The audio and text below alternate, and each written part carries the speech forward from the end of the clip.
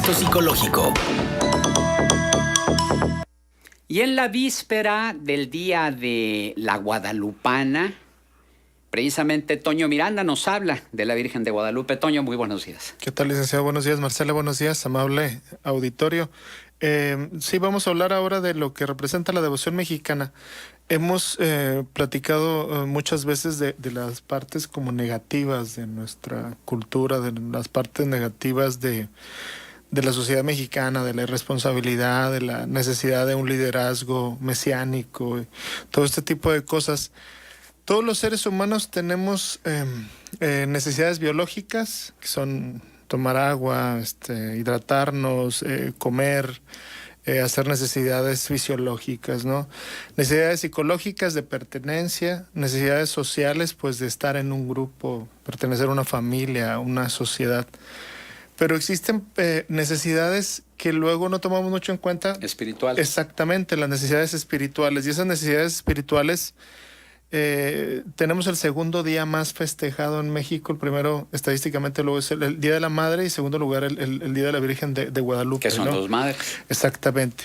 Es la cultura esta del apego, pero también hablaríamos mucho de la pertenencia y de esta creencia que para muchos está mal desde la parte científica, porque se cree en alguien que no se está comprobada su existencia. ¿Hay algo de edípico en ello?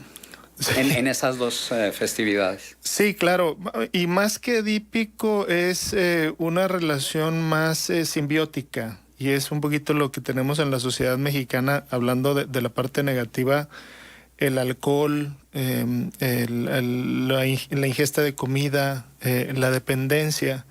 Recordar que la etapa oral de Freud habla de que todo lo que pasaba en la boca pasaba en la mente, tiene una representación. En la boca es tomar, hablar, platicar, y en la mente era la dependencia, la incapacidad de despegarnos de una madre. Curiosamente, los días más festejados en México pues son de dos madres, ¿no? Y esta necesidad de luego controlar y culpar y etcétera. Pero del lado positivo... Y de depender, ¿no? De depender, de porque ponerle en el otro... mucha dependencia. Sí, de ponerle en el otro el destino de nosotros, ¿no? Pero en la parte espiritual me parece que somos una sociedad muy creyente. Somos una sociedad que tiende a ser muy unida, tiende a ser muy cercana y creyente en algo superior. A grado tal que incluso muchos ateos, que se dicen ateos, dicen soy ateo pero soy guadalupano.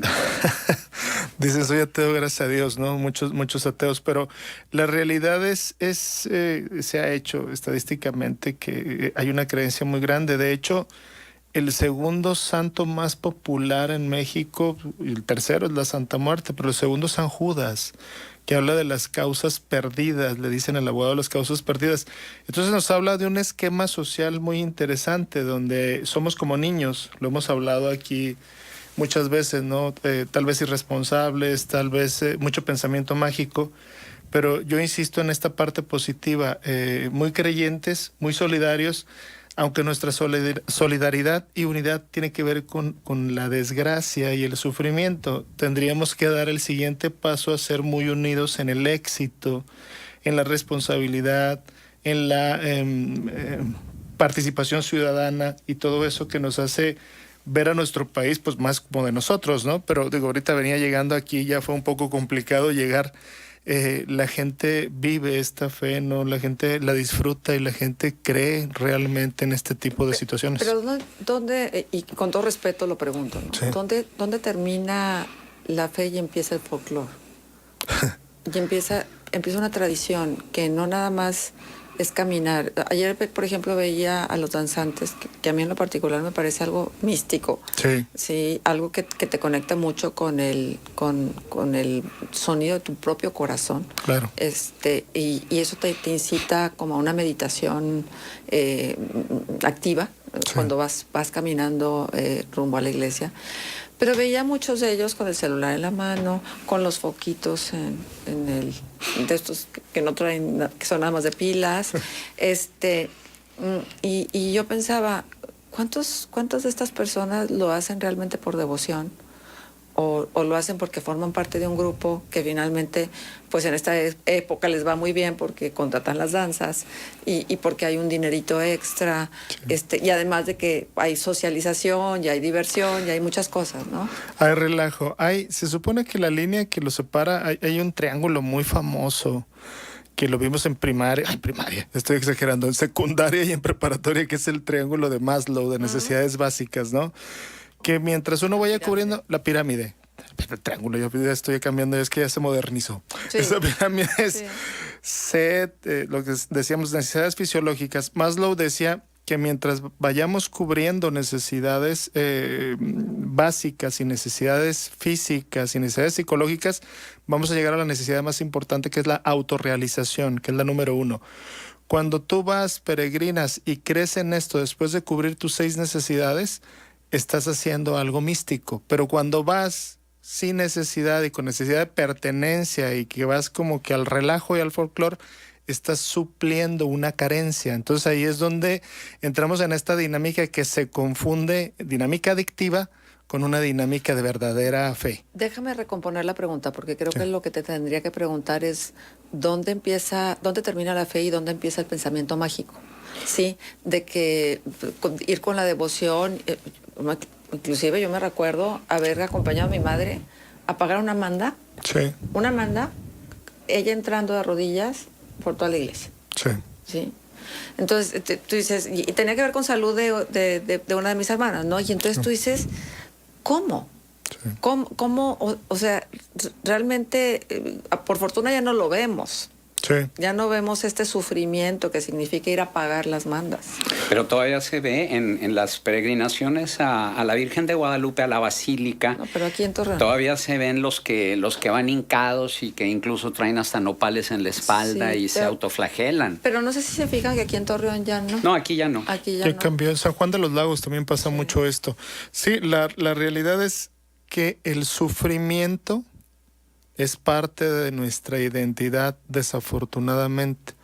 Y nosotros creemos, yo creo que donde termina la fe y entra el pensamiento mágico, en que se tiene que sufrir.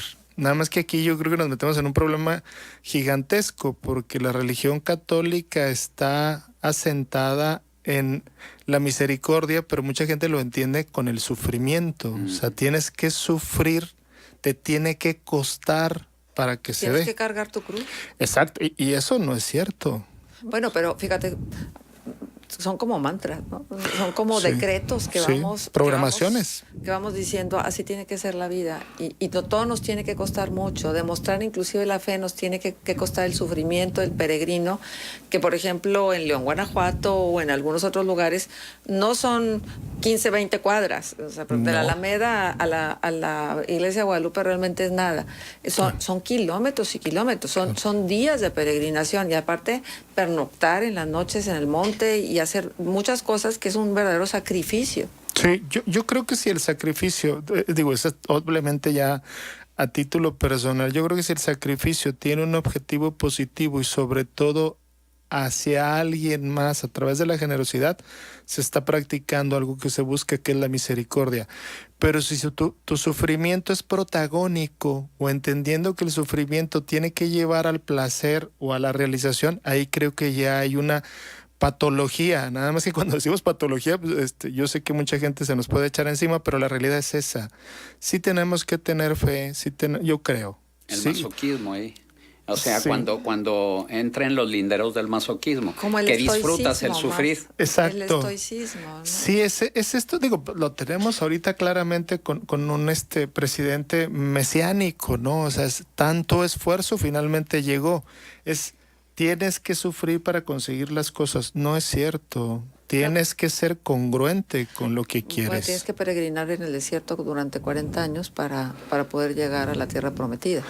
Sí, bueno, es que ahí ya nos metemos en muchas de las ideas que se tienen, ¿no? A lo mejor yo lo veo más desde el lado de la generosidad y de la misericordia que del sufrimiento, ¿no? Oye, es que a lo mejor sería luego muy bueno poder meternos de lleno a investigar cómo se forma la fe. Sí. ¿Y dónde está la fe en tu corazón, en tu mente racional, en cada una de tus células? Y cómo se fortalece esa fe, porque muchas de las veces no hay fe ni para las figuras religiosas, ni para Dios mismo, Sí. y menos hay fe para ti. Claro, se metió Eric Fromm mucho a hablar de estos. Él le llama de las experiencias, híjole, se me fue el nombre, pero son existenciales, de clímax. Dice que hay momentos en donde uno siente una conexión con lo divino, que dice tiene experiencias crepusculares, le llama él. Entonces son así como maravillosas. Y yo creo que todos lo hemos sentido en algún momento donde te sientes mucha paz. O sea, nada más que hemos identificado que el sentir paz es aburrido. Los Mucha chavos, emoción, ¿no? sí, La paz y la emoción ahí conjugadas. pues te dan hasta ganas de llorar, pero es así como esta sensación de que estás invadido tú por algo más, ¿no? Y eso no quiere decir que está uno drogado, o sea, es una situación así muy Son tranquila. experiencias místicas. Exacto, él llamaba a eso y él decía, esa conexión es cuando estamos en nuestro concepto espiritual muy padre. Así como la gente siente la melancolía, la depresión, es muy parecida a esta, pero digo, en sensación, pero es más de placer y de paz. Más que de placer es de paz. Nada más que los chavos ahora, y digo los chavos, la generación, los millennials, han entendido que la paz es el furor, la excitación, el placer, el orgásmico, y no es por ahí. Sí, se me hace súper Pues muy interesante el interesante. tema. Oye, nada más déjame compartirte esto que nos dicen. Qué buen tema el psicólogo. Pone a prueba nuestra fe. ¿Cómo poder creer en algo que no vemos solo en imágenes que alguien pintó? Bueno, para quienes creemos, no es La que fe. alguien haya pintado, sino quedó grabado el lienzo precisamente como un hecho milagroso para dejar constancia y al cabo, a la vuelta del tiempo, pues ahí sigue, ¿no?